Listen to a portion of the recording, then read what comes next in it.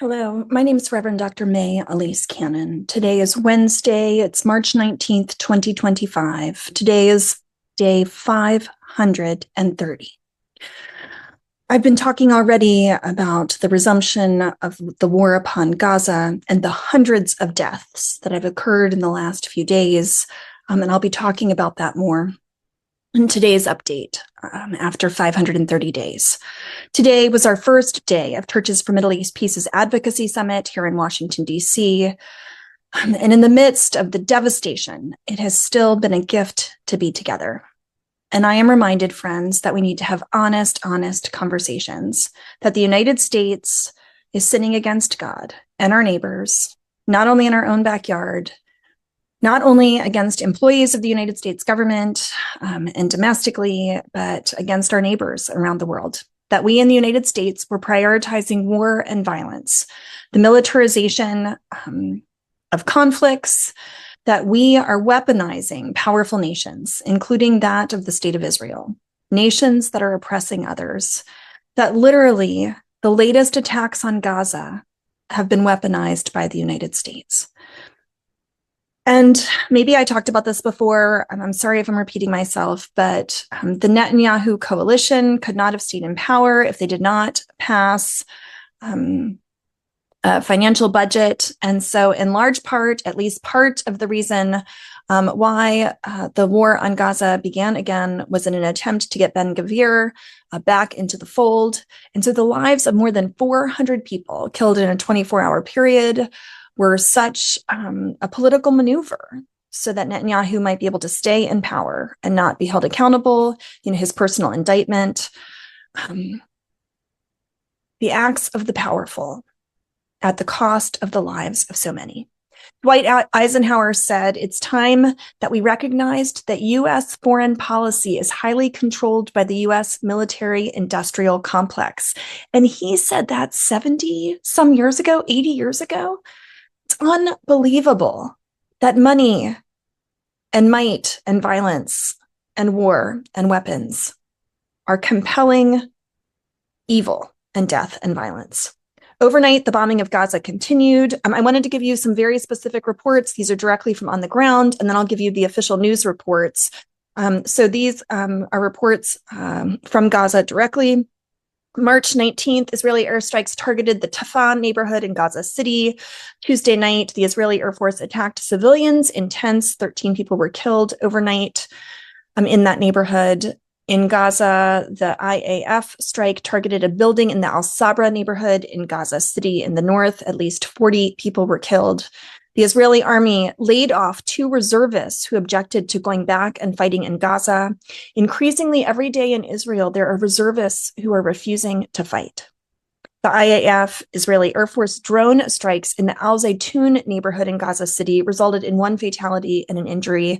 Another airstrike in the Rafah al-Shabura refugee camp resulted in several fatalities and injuries. 5 Palestinians were reported killed and several others injured due to an Israeli airstrike targeting a civilian vehicle in Rafah City south of the Gaza Strip. That's what I heard directly from Gaza. Now, according to reports in Haaretz or Israeli news sources, the Israeli Defense Forces announced today, Wednesday, that over the past day, IDF troops began targeted ground operations in central and South Gaza to, quote, expand the security zone and create a partial buffer, end quote, between the north and southern parts of the Strip. Hamas responded to the renewal of fighting in the Gaza Strip, saying that the ground invasion of the Netzarim corridor constitutes a dangerous violation of the ceasefire agreement. Ground troops are once again, entering into the Netzarim corridor in Gaza. Remember, friends, a couple of weeks ago, I said that the Israeli army had this plan to cut off food and to cut off humanitarian assistance, then to cut off electricity. That was phase 2. Phase 3 was the bombing, and phase 4 was troops once again going into Gaza. The Israeli military had said this was the plan, and it's now being carried out. The IDF denied reports it targeted the UN headquarters today after the health ministry said a Bulgarian national and UN worker died. 4 additional people were wounded. The head of the UN's Office for Project Services declined to say who carried out the strike. Tens of thousands of protesters gathered at Jerusalem's Aza Street near the Prime Minister's office's residence to protest ongoing attempts to erode Israel's democratic institutions and to oust leading civil servants referred to as Israel's gatekeepers. Netanyahu's official X account showed a post Wednesday evening accusing the leftist deep state of thwarting the people's will by weaponizing the justice system. Israeli strikes, again, this is according to Israeli news sources, killed 20 Palestinians in the Gaza Strip on Wednesday, according to local health workers, and at least 14 additional people were killed in Gaza's Beit Lahia and around 30 people wounded. An IDF investigation into the events that transpired on October 7th in South Israel, Gaza's border community of Kibbutz Alamim, said the IDF failed in defending the kibbutz and its surrounding area, and that the kibbutz's security squad fought alone for many hours. The IDF said that during strikes over the past day, 2 senior Hamas officials were killed and dozens of targets belonging to the Hamas group were struck. And Hezbollah-linked Lebanese paper Al Akbar reported Wednesday that an IDF drone strike targeted a vehicle near Rashidiyah, south of Tyre in South Lebanon. Negotiations with Hamas will only take place under fire, said Netanyahu yesterday. This was in a speech that he gave last night on Tuesday evening, adding that the renewed Israeli strikes that killed more than 400 people and wounded an additional 500 people. He said that his government has no plans to relent. From now on, Israel will act against Hamas with increasing intensity. Friends, Hamas is not the one being killed. The people being killed are men and women and children, the vast majority of whom are civilians in Gaza. Netanyahu said negotiations will only take place under fire. This is just the beginning. Health workers in Gaza say they're overwhelmed by the casualties from Israel's strikes, with the situation worsened by the ongoing restrictions on medical aid and humanitarian supplies, including food and fuel. An Israeli airstrike yesterday killed the spokesperson of the armed wing of the Islamic Jihad group, his wife, and several family members, according to sources affiliated with the group. And Israel last year extended and consolidated settlements in the occupied West Bank in breach of international law, said the UN High Commissioner of Human Rights, Volker Turk said, citing a report released by the UN Human Rights Office yesterday. Responsibility for the resumed hostilities in Gaza lies solely with Hamas, said the acting ambassador to the UN, Dorothy Shea, yesterday. The U.S. supports Israel in its next steps, she added. And the hostilities in Gaza must cease, and humanitarian aid and commercial essentials must be allowed into the territory, said the UN Undersecretary General and Emergency Relief Coordinator Tom Fletcher.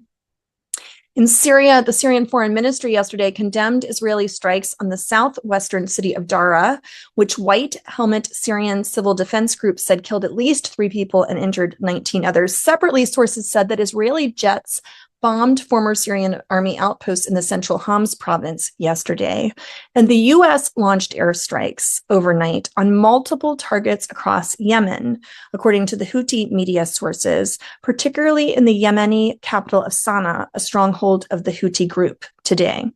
Note, there have been 3 counterattacks or direct attacks by the Houthis against the USS Harry Truman and other U.S. military traveling alongside of the USS Harry Truman over the past days since the U.S. began its attacks against the Houthis in Yemen this past weekend. We're reminded, we've been talking about this a lot at the CMEP summit, that despair is the luxury of the privileged. Today, we heard from Rabbi Jill Jacobs of Trua, and she has been saying over the last 16 months, despair is not a strategy. Today, we heard from the honorable pastor and former Congresswoman Cori Bush, who talked to us about how she rests her trust in God, even though she has lost so much. You know, her role as a member of Congress, which is her job, means her pension income, all of the things that come along with that. And when asked if she would do it again, she said, absolutely. She was the first to call for the ceasefire resolution in Congress, an advocate of human rights for all and for Palestinian rights. And she said the cost was worth it. She's been faithful, and she called us to be faithful as well. She has hope because she trusts in God, and she called us to not give up. We heard from panels of Palestinian leaders like Tariq Habash, Palestinian American, who quit the Biden administration and provided practical tools for what advocacy might look like in moments like these. We heard from Ambassador Hassassian, an Armenian Palestinian Christian, and Ambassador Amira Hanania, who spoke about the light of Palestinian Christians to the world. And from Aram Hamparian of the Armenian National Committee of America and Archbishop Viken Akazian of the Armenian National Church. We had so many incredible speakers. I wish that I could just, share their words with all of you. We had a panel this afternoon on what it means to be a prophetic witness with Reverend Pitts of the Progressional National Baptist, which of course was Martin Luther King Jr.'s denomination, Reverend Young IV, Reverend Adam Taylor of Sojourners, Halil Saya from Gaza. All of these leaders whom called us to live out prophetic witness courageously in these challenging times. Might God go before us in our continued efforts. Pray for our leaders. Pray for those who are here for our summit. They are going tomorrow to meet with their members of Congress on Capitol Hill. We'll have our closing prayer service on the Mall tomorrow afternoon as the closing event of our Summit for Churches for Middle East Peace. May God go before us in the name of Christ. Amen.